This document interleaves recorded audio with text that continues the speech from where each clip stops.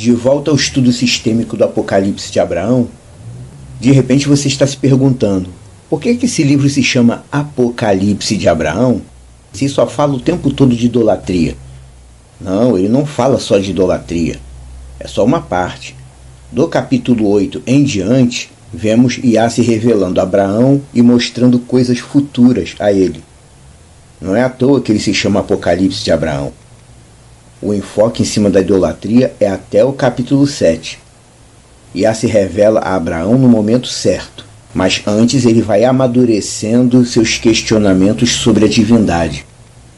Até porque Abraão, para poder ter intimidade com um Deus vivo, ele precisava entender o pecado de seu pai. Vamos à leitura dos capítulos 4 e 5. Capítulo 4, conversa de Abraão com seu pai. Diz assim: enquanto eu assim meditava, cheguei à casa de meu pai, dei água e feno ao jumento, peguei o dinheiro e entreguei a meu pai Terá.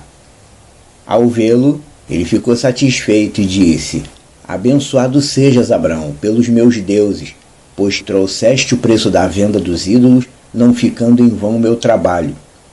Eu falei a ele: meu pai, Terá, escuta. Os deuses estão na verdade abençoados por ti. Tu és Deus para eles, porque tu os criaste. A bênção deles é muito mais maldição, e a ajuda deles é vazia. Se eles mesmos não puderam se ajudar, como poderiam auxiliar a ti ou abençoar a mim? Eu fui de bom proveito para ti nesse momento, pois por minha diligência eu te trouxe o dinheiro dos ídolos despedaçados. Ao ouvir estas minhas palavras, ele se encheu de profunda ira contra mim, pois eu havia pronunciado palavras graves contra seus deuses. Esse foi o texto do capítulo 4. Agora o capítulo 5. Abraão zomba dos ídolos. Diz assim: eu me afastei refletindo sobre a ira de meu pai. Pouco tempo depois ele me chamou. Abraão, eu disse, aqui estou. Ele falou: recolhe agora os cavacos de madeira, da qual eu talhei deuses de pinho enquanto estavas fora. Prepara-me com eles um almoço. Enquanto eu ajuntava os cavacos de lenha, encontrei no meio deles um pequeno ídolo que jazia no cisco à minha esquerda e trazia a seguinte inscrição na testa: Deus Barissate. Mas não falei a meu pai que encontrara entre os gravetos o Deus de madeira Barissate. Quando coloquei os gravetos no fogo para o preparo da comida, e desejando me afastar em busca de alimento, coloquei Barissate junto do fogo recém-aceso, e disse-lhe: fica atento, Barissate, para que o fogo não se apague até a rainha voltar. Se ele se extinguir, sopra-o para que queime de novo. E assim eu me afastei para realizar o que tencionava. Na minha volta encontrei Barissate caído de costas, com seus pés mergulhados no fogo e tremendamente queimado. Vendo isso, desatei a rir e disse de mim para mim: sim, Barissate, podes tranquilamente alimentar o fogo e cozer o alimento.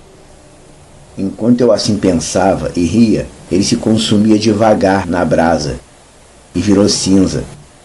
Então levei o almoço para meu pai e ele comeu. Dei-lhe também vinho e leite. Ele bebeu e ficou satisfeito, e louvou seu Deus Merumate. Eu falei a ele: pai, Terá, não exalte teu Deus Merumate, não o glorifiques de modo nenhum. Louve muito mais o teu Deus Barissate. Ele se atirou no fogo para cozinhar o teu almoço. Assim ele te ama muito mais. Meu pai perguntou: onde ele está agora? Eu respondi: ele ardeu em cinzas na labareda e se tornou pó. Ele falou: grande é o poder de Barissate. Irei hoje confeccionar um outro, e amanhã ele preparará o meu almoço. Esse foi o texto do capítulo 5. Abraão diz ao seu pai: os deuses são na verdade abençoados por ti. Tu és Deus para eles porque tu os criaste. Olha só como é que Terá não tinha essa visão. Abraão disse: se eles mesmos não puderam se ajudar, como poderiam te ajudar ou me abençoar? Já no início do capítulo 4, Terá abençoa Abraão em nome de seus ídolos. Mas ao invés de receber bem essa palavra, Abraão rebate e seu pai fica enfurecido. Veja, se você pretende exortar um idólatra para tentar abrir os olhos dele, você precisa correr um risco. O risco de não ser benquisto, de ser visto como uma pessoa irritante. Porque, na verdade, um idólatra não quer ouvir a verdade. Um idólatra ele não quer saber o que você pensa da idolatria dele. Ele só quer que você respeite a religião dele, ou seja, o pecado dele. Idolatria é pecado, então ele quer que você respeite o pecado dele. Nós que estamos em restauração espiritual, sabemos que religião não salva ninguém. E sabemos também que idolatria não é religião, é pecado. Pecado não pode salvar ninguém de nada. Pecado não pode abençoar nem salvar. É necessário falar essas coisas se queremos resgatar alguém da escuridão espiritual. Mas no caso da idolatria, não existe um jeito melhor ou um jeito menos pior de falar sobre isso. É seguir o exemplo do que Abraão fez com seu pai. É falar a verdade como ela é. Não se pode abençoar alguém em nome de um ídolo. Terá ficou irritado com o argumento contrário de Abraão. Tu és bendito pelo meu Deus Merumá. Abraão rebateu e ele ficou irritado. Argumentar com idólatra exige paciência, conhecimento e paciência. Embora as pessoas não tenham uma opinião muito formada, muito profunda sobre a idolatria, esse livro serve para nos mostrar isso a fundo. Idolatria é um pecado difícil. Difícil de desmascarar. Muito difícil. Porque o idólatra sempre atribui os bons acontecimentos de sua vida aos seus ídolos. Se um idólatra sofre um acidente e sobrevive, ou se ele cai doente e se recupera rápido, ele atribui isso aos seus ídolos e se apega ainda mais a eles. Ah, porque eu estava com um problema na minha família, eu pedi a santo não sei quem e resolveu tudo. Você vê como é que a idolatria é um pecado dificílimo de ser combatido?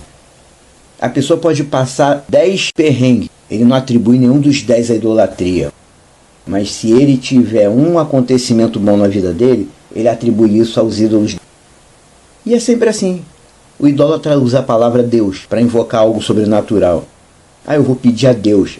Aí ele vai e se curva ao ídolo e reza ao ídolo. E quando ele consegue o que quer, ele atribui ao ídolo. A idolatria não só é o pecado mais irritante a Yahvé, o Deus eterno, como também é o mais difícil de você argumentar contra. Todo pecador, por exemplo, sendo pecador, ele vê a mentira como pecado. O adúltero vê o adultério como pecado. Ele adultera, mas ele sabe que o adultério é pecado. O ladrão sabe que roubar é pecado. Ele rouba, mas ele sabe que é pecado. Mas o idólatra, teoricamente, o idólatra não sabe que a idolatria é pecado. E não vê isso. Quem poderá testemunhar para um idólatra que a idolatria desagrada ao Deus vivo? O simples fato da Igreja Católica existir já é suficiente para impedir que o entendimento da pessoa seja aberto. Porque eles estimulam a idolatria no povo. O sujeito chora, se curva aos pés do ídolo. O padre faz aquele sinal com a mão de que está abençoando o idólatra. Aí cada um faz a sua parte na idolatria e eles chamam isso de fé. Foram eles que inventaram a palavra fé, né? O Projeto Reina já falou sobre isso em outras ocasiões e outros vídeos anteriores. O sistema católico inventou a palavra fé, em oposição ao real conceito bíblico, de que a salvação é pela fidelidade. Fidelidade ao que está escrito. O idólatra não tem fidelidade ao que está escrito porque idólatras não leem Bíblia. O sistema católico é assim. Eles estimulam o povo a manter a idolatria.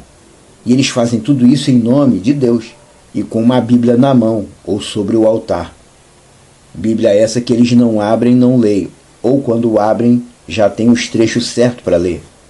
Para que aqueles trechos certos não vão atrapalhar o que eles ensinam. Agora, falando do capítulo 5. Nele vemos Abraão zombando dos ídolos de seu pai. Ele não zomba na frente do pai dele, mas quando não está diante de Terá, Abraão vê toda essa situação como uma grande brincadeira. Naquele momento ali, Abraão é um jovem, é um garoto, e ele lança a mão de seu lado jovem, como diz no versículo 9 e 10 do capítulo 5. Ele diz: encontrei Barissate caído de costa com seus pés mergulhados no fogo, tremendamente queimado. Vendo isso, desatei a rir. Jovens riem à toa. Abraão era um jovem. Apesar de ser um rapaz instruído nas coisas de Deus, ele era jovem. E quando estava longe de seu pai, ele ria da idolatria. Projeto Reina considera esse texto muito importante, porque ele bate sempre nessa tecla repetida da idolatria. Por que é tão importante bater nessa tecla? Porque até o povo evangélico, que se diz o segmento espiritual mais esclarecido, até eles ultimamente andam caindo nessa cilada de respeitar a religião, como se fala hoje em dia. As pessoas podem até não gostar de eu falar isso, mas esse conceito é um conceito obscuro. Esse conceito de respeitar a religião. Ué, por quê? Eu digo por quê. Se Yeshua e os 12 seguissem esse pensamento de respeitar a religião, simplesmente eles não iriam pregar reino de Deus para ninguém, nem ele nem os 12. Entenda esse conceito. Quem respeita a religião não prega para ninguém. Quem respeita a religião dos outros não prega para os outros. Porque ele vai respeitar o fato de que o cara já está dentro de uma religião tal. O conceito é esse. Quem respeita a religião não prega para os outros. Enquanto que a Bíblia nos ensina que os discípulos de Yeshua, eles têm o dever de dar testemunho. Nós não estamos aqui nesse mundo para ser ricos, poderosos, mais que vencedor, como a igreja evangélica diz, não. Nós estamos no mundo para dar testemunho do nosso Senhor. Mas quem segue o conceito de respeitar a religião não prega para os outros.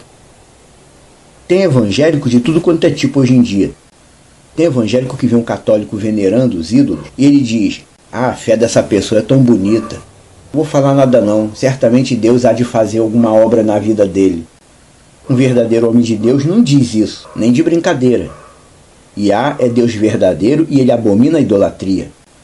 O idólatra pode ser quem for. Pode ser seu pai, sua mãe, seu filho, pode ser aquela pessoa que te sustenta financeiramente. Mesmo assim, não devemos nos calar. A idolatria continua sendo pecado. Pode parecer rude a minha fala, mas é assim que funciona. Se você realmente quer fazer um bem a um idólatra, você precisa aprender a argumentar sobre a idolatria. Argumentando para o idólatra, você corre o risco de perder um amigo, mas também corre o risco, entre aspas, de resgatar uma alma da perdição. Mesmo Abraão tendo dito ao seu pai que o ídolo Bariçate queimou junto com a lenha, no versículo 17 do capítulo 5 a gente vê Terá dizendo: grande é o poder de Bariçate.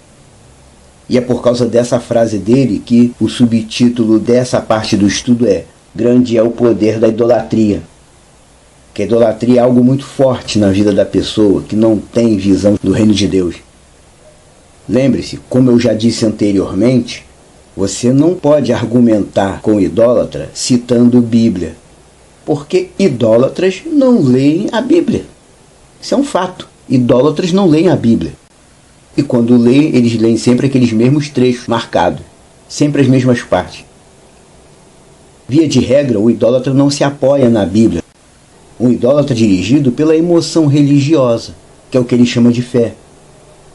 Ele olha para o ídolo dele e a emoção passa uma sensação de serenidade que ele não vê em lugar nenhum.